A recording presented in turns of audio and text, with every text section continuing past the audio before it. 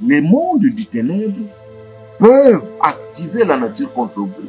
De même aussi, vous aussi, dans le combat spirituel, vous pouvez activer la nature contre vos ennemis. Et celui qui est appelé dans la haute spiritualité doit comprendre une chose, que tout ce que Dieu a créé a le pouvoir, le potentiel de devenir son allié afin de combattre le monde du ténèbre, afin de combattre le noir. Tout ce que Dieu a créé, Genèse chapitre 2, je crois verset 1er, tout ce que Dieu a créé, Dieu a déposé des entités. Dieu a déposé des entités. Satan n'a jamais créé quelque chose. Comment Satan peut-il avoir l'accès facile d'utiliser un œuf pour détruire la vie d'un enfant de Dieu? Et un enfant de Dieu est incapable d'utiliser un œuf pour que sa vie soit améliorée. Au jour d'aujourd'hui, je voudrais vous révolutionner. Je voudrais vous révolter pour vous dire, arrêtez d'avoir peur. Jésus-Christ n'a pas guéri les gens que par la parole. Jésus-Christ a guéri les gens en utilisant certains éléments. Pourquoi a-t-il pris la salive si cela n'était pas nécessaire? Dans la spiritualité, il faut voir cette largesse de la pensée. Montez au-dessus de la peur. Commencez à comprendre les fondamentaux de la spiritualité. Vous savez, lorsque Moïse rentre en Égypte pour affronter Pharaon, il n'y a pas eu que combat de parole, il y a eu aussi combat des éléments. Diable, comment est-ce que vous avez pris du vol? Lorsque vous vous êtes envolé et vous vous êtes réveillé en plein sommeil, vous dites que ce n'était qu'un rêve. Votre esprit dans le vol est-il redescendu par quel mécanisme? David a bâti Absalom parce que David avait un pouvoir de la connaissance, le secret de la forêt qu'Absalom n'avait pas. En d'autres termes, qu'est-ce que ces gens appellent? La sorcellerie, c'est une capacité. Et ça, ensemble, il y a une connaissance, oyo mutu, oyo aza na œil ouvert, à côté pour acquérir nakati dans le monde oyo. Ensemble, il y a une pratique. Ensemble, il y a une maîtrise, il y a une énergie, il y a une force, il y a un esprit, il y a une entité oyo mutu aza ko acquérir, aza ko gérer, ko dominer, ko utiliser. Dans le livre de 2 Samuel, chapitre 18, au verset 8, on nous donne un message très très fort, où il dit que David entra en guerre contre Absalom dans la forêt. Et ce jour-là, la forêt dévora beaucoup plus des hommes que l'épée. Le combat qui oppose David à Absalom a fait de telle sorte que la forêt a tué beaucoup plus d'hommes que l'épée dont David et les hommes de David avaient dans leur main. Ici, je voudrais soulever, évoquer ou introduire une notion, la force de la nature.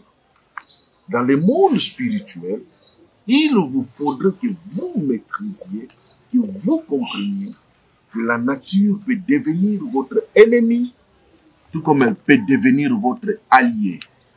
Il est à vous, et il vous est demandé à vous de savoir de quel côté vous êtes positionné. Les mondes du ténèbre peuvent activer la nature contre vous. De même aussi, vous aussi, dans le combat spirituel, vous pouvez activer la nature contre vos ennemis. Mes chers amis, il est important de comprendre ces choses et ces notions.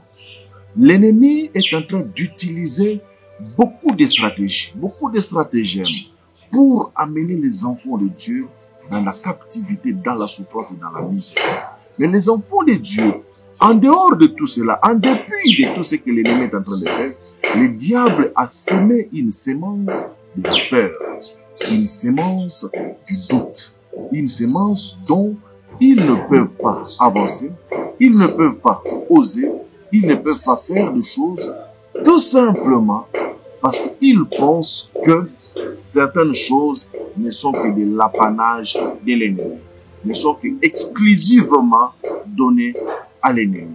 Lorsque nous rentrons dans ces champs-là, où nous réfléchissons, où nous comprenons que nous avons des limites, mes chers amis, laissez-moi vous dire, votre défaite vient de se faire annoncer.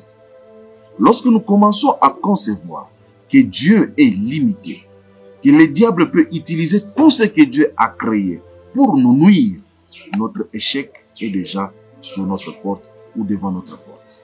Mais celui qui est appelé dans la haute spiritualité doit comprendre une chose, que tout ce que Dieu a créé a le pouvoir, le potentiel de devenir son allié afin de combattre le monde du ténèbre, afin de combattre le noir. Voilà pourquoi donc nous sommes devant là, nous sommes avec vous, nous sommes dans cette émission pour pouvoir parler sur le mystère de la forêt, de la nature, avec vous ou contre vous. Donc voilà, c'est pourquoi je disais que tout ce que Dieu a créé, la Bible dit, il a déposé une armée. Les pierres ont leur armée. Le règne des végétaux ont leur armée. Le règne des eaux ont leur armée. Le règne de l'air ont leur armée. Le règne de la terre, leur armée. Tout ce que Dieu a créé, Genèse chapitre 2, je crois verset 1er, tout ce que Dieu a créé, Dieu a déposé des entités, des forces, des puissances, des pouvoirs, des vertus, qui continuent, qui travaillent, qui sont là pour être en guerre contre ou pour. C'est comme ça que je l'ai dit dans l'une des émissions. Vous partez voir un féticheur, vous partez voir quelqu'un qui veut travailler pour vous. Il vous dit donnez-moi un coq, il vous dit donnez-moi une chèvre, il vous dit donnez-moi une vache. Il vous demande un objet. Ce qu'il vous demande là, la chèvre, le coq, la poule, la vache, ou je ne sais pas moi quoi que ce soit, il n'en est pas le créateur. Il n'est pas celui qui a créé cette chose-là. C'est Dieu qui a créé toutes choses. Satan n'a jamais créé quelque chose. Comment Satan peut-il avoir l'accès facile d'utiliser un œuf pour détruire la vie d'un enfant de Dieu? Et un enfant de Dieu est incapable d'utiliser un œuf pour que sa vie soit améliorée. Comment Satan est-il capable de prendre un bois, d'en faire une amulette, d'en faire une arme et détruire la vie de quelqu'un? Et un enfant de Dieu qui est au-dessus de toute chose, au-dessus de tout pouvoir, est incapable de prendre un arbre, de prendre une branche, de prendre une feuille et d'en faire quelque chose qui peut l'aider dans la vie. Voilà la différence de la spiritualité que nous avons au jour d'aujourd'hui. Nous avons d'une part les chrétiens qui sont des grands parleurs, qui font beaucoup du bruit, qui racontent beaucoup d'histoires, qui se sont cloisonnés dans une dimension de pleurs. Leur pasteur les a menés dans cette dimension où il faut beaucoup se lamenter. Et lorsqu'ils finissent de beaucoup pleurer, de beaucoup se lamenter, ils viennent vous dire que nous avons prié. Et pourtant, nous sommes dans un combat spirituel. La Bible dit qu'il y a combat dans le ciel. Michel et ses anges combattirent contre les dragons et ses anges. Le dragon ne fut pas trouvé fort, et ainsi de suite. Il fut précipité sur la terre. Le combat n'est plus dans le ciel. Le combat est sur la terre. L'armée céleste, l'armée spirituelle est descendue sur la terre.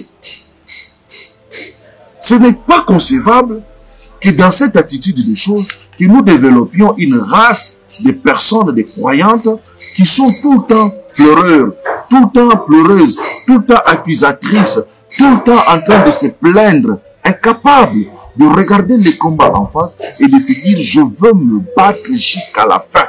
Je veux me battre jusqu'à ce que j'obtienne victoire. Il y a des combats qui peuvent se finir en un clin d'œil. Il y a des combats qui peuvent vous demander des engagements pendant un temps, qui peuvent vous demander à ce que vous vous plongiez totalement. Malheureusement, l'ennemi connaissant tous ces genres de choses ne permettent pas qu'on enseigne ces choses à l'église. L'ennemi ne permet pas qu'on enseigne certaines nourritures aux enfants de Dieu. Ils veulent que nous les enfermions dans cette bulle de la peur. Non, vous voyez cet homme-là, c'est un magicien. Vous voyez ces formes d'enseignement-là commencent à faire peur. Ils commencent à quitter. Non, on n'est pas dans un monde de confort. On n'est pas dans une dimension où nous allons voir tout va venir vers nous. Nous sommes dans une dimension où nous devons aller nous affronter. David, lorsqu'il a laissé Jérusalem, il a entraîné Absalom sur son terrain. Parce qu'il savait que sur ce terrain-là, il allait le battre. Lorsqu'il affronte Goliath dans son combat, dans son fameux combat, David n'est pas venu avec tout ce que Goliath avait. David est venu avec des règnes. Il a amené des pierres qui sont les règnes minéraux. C'est d'ailleurs la pierre qui a vaincu, qui a fait terrasser, qui a fait tomber Goliath. Il a ramené le règne minéral. Il est allé chercher, il avait un bâton Quand Goliath l'a vu, il a dit, tu viens avec un bâton. Le bâton qu'il avait, c'est le règne végétal qui était là. Il a ramené sa gibecière. La gibecière était une sacoche, était une poche faite de peau d'animal. Donc il a ramené le règne animal avec lui. Vous allez voir que cet homme a utilisé toute la nature pour affronter Goliath. Mes chers amis, mes chers frères et sœurs, vous qui êtes avec moi sur cette chaîne, au jour d'aujourd'hui, je voudrais vous révolutionner. Je voudrais vous révolter pour vous dire, arrêtez d'avoir peur. Vous savez, un fameux musicien a dit un jour ici, dans mon pays, il a dit que Satan n'a pas peur du piment. Il a tout à fait dit vrai. Il y a des gens qui prennent le piment, qui le mettent quelque part, et ils disent que non, voilà, comme il a vu le piment, il ne viendra pas m'attaquer. Il a fait ceci. Les musiciens sont en train de chanter, en train de se moquer, en disant que Satan lui-même, les sorciers mangent le piment dans leur maison. Même si vous mettez le piment quelque part, le piment ne fera absolument rien. Et les gens étaient contents, les gens étaient heureux d'entendre quelqu'un développer ce genre d'ineptie. Excusez-moi le terme. Que ce sont ce genre de choses qui ont rabougri beaucoup de chrétiens. Lorsqu'on vous amène dans une dimension de faire comprendre que oui, les sorciers mangent le piment dans leur maison.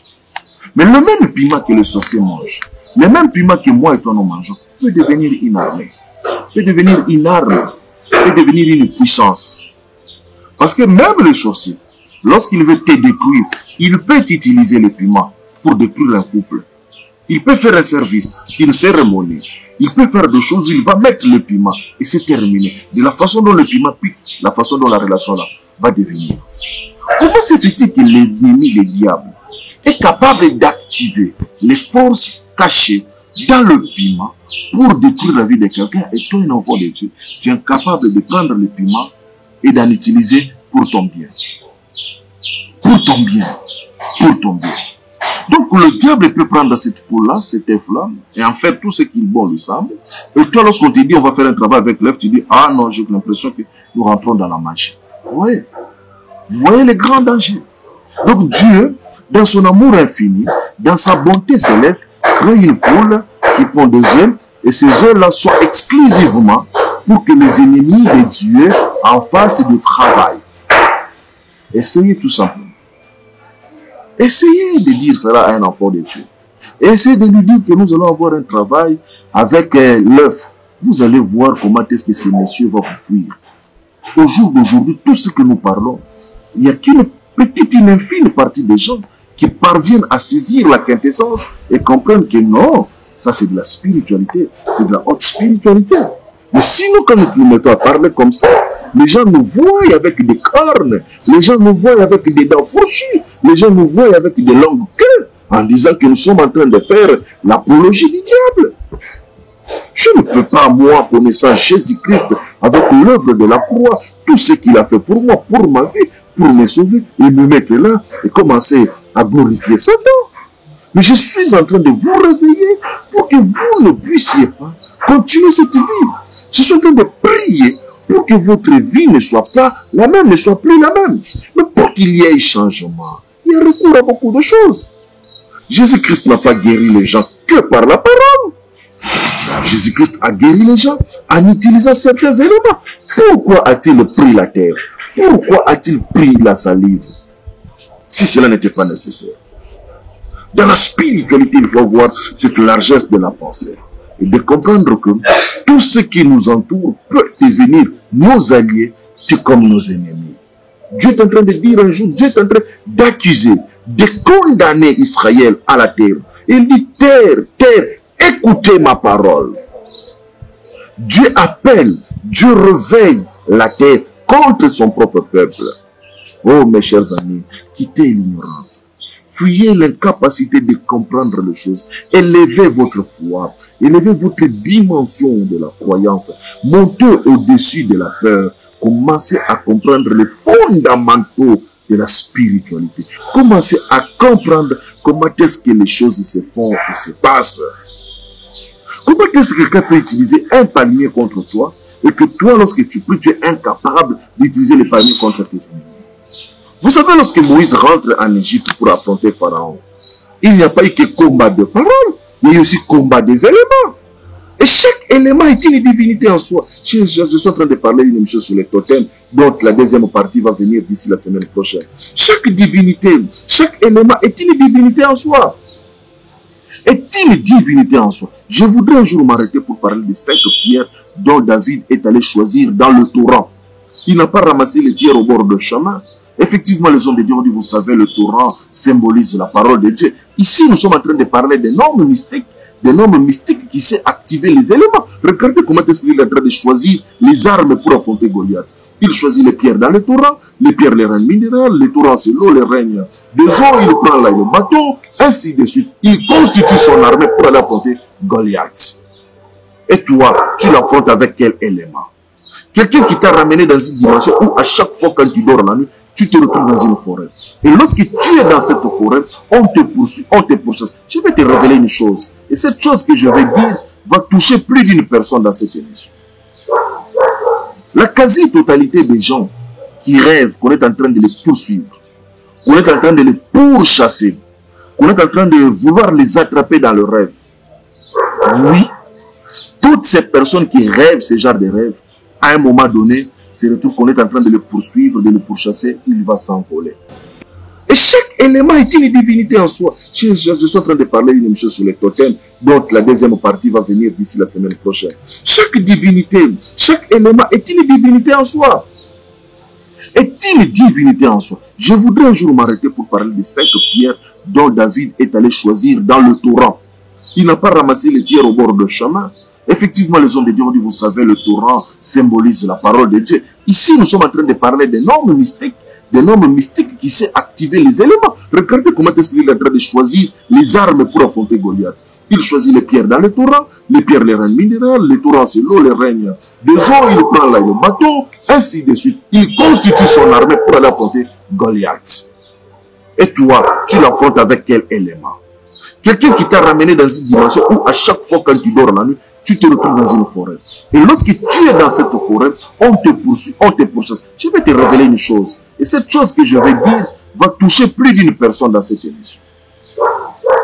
La quasi-totalité des gens qui rêvent qu'on est en train de les poursuivre, qu'on est en train de les pourchasser, qu'on est en train de vouloir les attraper dans le rêve. Oui, toutes ces personnes qui rêvent ce genre de rêve, à un moment donné, se retrouve qu'on est en train de le poursuivre, de le pourchasser, il va s'envoler. Diable! Comment est-ce que vous avez pris du vol? Lorsque vous vous êtes envolé et vous vous êtes réveillé en plein sommeil, vous dites que ce n'était qu'un rêve. Votre esprit dans le vol est-il redescendu par quel mécanisme? Je ferme la parenthèse parce que ça là, ce sont des partages que j'ai fait avec mes amis à l'école. Souffrez que je ne prenne pas tout le temps les gens à l'école parce que c'est conditionné. Il faudrait d'abord que moi-même je vous accepte ou des fois je dois vous faire passer toute une batterie de tests, toute une série de tests. Effectivement, ça je vous l'avoue. Je vais vous poser des questions, je vais vous tourner ça et là pour vous fatiguer que vous me laissiez. Hein. Et c'est là où je comprends qui est disciple, qui élève et qui ne l'est pas. Parce que le but des maîtres, ce n'est pas de prendre tout le monde, c'est de faire fatiguer certaines personnes afin qu'ils abandonnent. Je ferme la parenthèse. Voilà. Donc, vous me volez comme ça et puis, je voulais revenir encore sur un aspect. L'ennemi vous a amené dans cette bourse-là. Il vous a amené dans cette dimension-là. Il vous a amené dans un terrain où il est capable de vous vaincre et de vous battre. Mais puisque vous n'avez pas la connaissance, puisque vous ne maîtrisez pas les choses, vous allez subir. C'est ainsi donc des vies et des vies sont en train de subir. Moi, j'ai vu des gens en train de dormir dans une église parce qu'ils ont une semaine de veillée de prière. Avant la veillée, la personne dort dans l'église. Hein? Je vous dis bien, dans l'église. Et une église où l'on prie beaucoup convenablement. La personne ferme les yeux en train de dormir parce qu'ils doivent se réveiller vers 0h, 1h du matin pour commencer la prière de nuit. La personne est en train de rêver que les gens sont venus à l'église, l'ont attrapé, l'ont amené dehors, ainsi de suite. Comment se fait-il que tu es en train de dormir, même dans l'église, on peut t'atteindre? Comment se fait-il qu'avant de fermer tes yeux, tu pries, tu laisses ta nuit, tu la recommandes entre les mains de Dieu? Seigneur, protège-nous, garde ma maison, protège-moi, ainsi de suite. Mais au milieu de la nuit, après avoir ainsi copieusement prié, l'ennemi va copieusement te tabasser. Mes chers amis, Quelqu'un m'a dit, papa, j'ai l'impression qu'il faudrait que j'arrête de prier la nuit. Parce que je prie, mais c'est comme si Dieu n'entend pas mes prières. Oui. Oui. La spiritualité pour les hommes fait. C'est pas pour les bébés, c'est pas pour les nourrissons. Il y a cette connaissance qui doit être donnée à des hommes et des femmes qui sont capables de transcender, de transformer leur vie et de transformer la vie des autres. Mais ils doivent acquérir certaines connaissances. C'est pourquoi j'ai une phrase que je suis en train de vouloir que tout un chacun de nous puisse l'intérioriser. Elle dit ceci, cette phrase. Tout le monde a accès à l'information. Mais personne ne peut avoir accès à la connaissance si l'on n'accepte pas de l'apprendre. Vous pouvez connaître une chose, vous pouvez apprendre une chose. Vous pouvez aller sur Google, taper les esprits. Google va vous donner la définition, principe immatériel. Il va vous donner la définition. Mais il faudrait que quelqu'un de spirituel s'assied à côté de vous, vous guide, vous amène sur le chemin. Et lorsqu'on rentre, on trouve, on croise quelqu'un qui peut vous amener sur le chemin de la science, sur le chemin de la connaissance. Ne soyez pas pressés. Laissez-le vous guider à son rythme. Nous venons, nous arrivons, nous voudrions marcher par rapport à notre propre rythme. C'est comme ça que moi, ça ne marche pas. Ça ne tient pas. Ça n'avancera jamais comme ça. Pourquoi? Parce qu'il y a des lois, il y a des règles, des principes. Lorsque vous commencez à faire le judo, par exemple, nous qui avons pratiqué ces sports et toutes autres formes de sport, lorsque vous rentrez dans les dojos, vous pouvez faire des semaines, des mois même, où on vous apprend seulement comment tomber.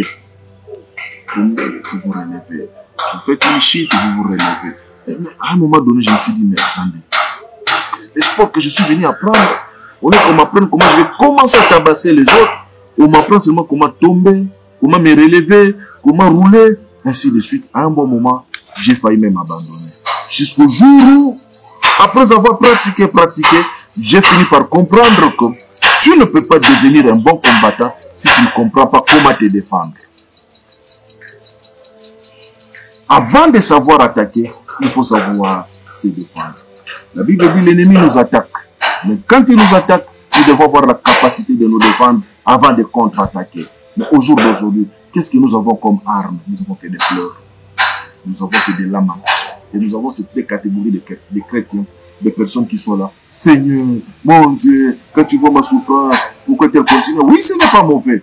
Mais je suis en train de vouloir réveiller, créer, donner une impulsion à une race de personnes qui sont capables de dire, face à cette situation, j'ai telle chose, je dois faire ceci, je dois faire cela, pour que j'obtienne la victoire. Des hommes spirituels, des hommes solutions, des hommes qui sont capables de résoudre certains problèmes. La Bible dit, ils viendront par un seul chemin, mais l'Esprit de l'Éternel le mettra en fuite comme un fleuve. Que ta maison devienne un fleuve afin que tes ennemis ne puissent pas la traverser. Que ton business devienne un fleuve afin que tes ennemis ne puissent pas traverser ces fleuves-là.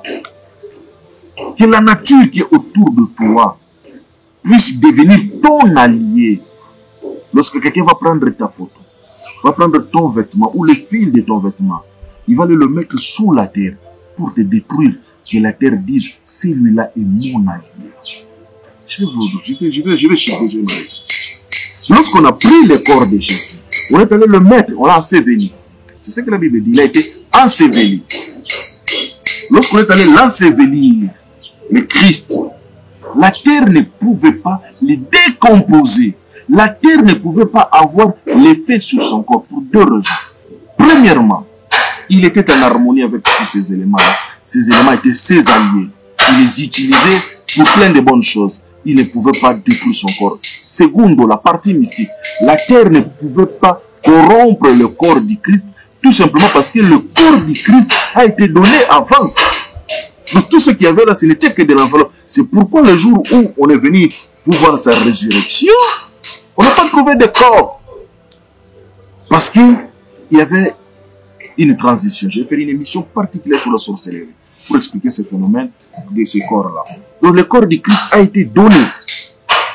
Et lorsqu'il a dit à ses disciples, prenez ceci et mangez. Ceci est mon corps.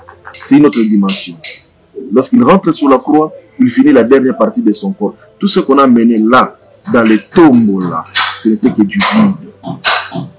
Je ferme ma parenthèse. Mais la terre ne peut pas te faire du mal si tu connais les principes de la terre. Ton ennemi ne peut pas aller prendre de l'eau, verser l'eau sur la terre et dire des choses et se cérémonier la t'attrape. Il ne peut pas faire un travail, il allume un feu, il utilise le feu contre toi. David a bâti Absalom parce que David avait un pouvoir de la connaissance, le secret de la forêt qu'Absalom n'avait pas. Tes ennemis sont en train de te battre parce qu'ils connaissent plus que toi. Voilà pourquoi il va dire un peu plus, il dira, je suis plus instruit que mes maîtres. Psaume chapitre 119. Plus instruit que mes maîtres. Il avait atteint notre dimension. Grandissez dans la foi, grandissez dans les choses spirituelles. Puisse l'Éternel Dieu vous accorder la sagesse, l'intelligence, qu'il vous ouvre les yeux de l'esprit, afin que vous compreniez ces choses et que vous rentriez dans vous-même pour dire, il faudrait que j'avance, il faudrait que je m'élève, il faudrait que j'accepte le combat spirituel. Parce que vous avez des combats. La vie que vous êtes en train de vivre, si vous n'acceptez pas qu'on se batte ensemble, vous allez échouer lamentablement. Vous allez pleurer. Regardez l'âge que vous avez. Regardez les dépenses que vous avez faites. Regardez tout ce que vous avez perdu. Il est temps de prendre de grandes décisions. Que Dieu vous bénisse. Merci d'être présent sur notre chaîne. À la prochaine. En d'autres termes, qu'est-ce que ces gens appellent? La sorcellerie, c'est une capacité. Et ça, ensemble, il y a des connaissances. Oyo mutu, oyo aza na œil ouvert, akoki ko acquérir na kati na monde oyo. Ensemble, il y a des pratiques. Ensemble, il y a des maîtrise, il y a des énergie, il y a des force, il y a des esprit, il y a des entité. Oyo mutu aza ko acquérir, aza ko gérer, ko dominer, ko utiliser.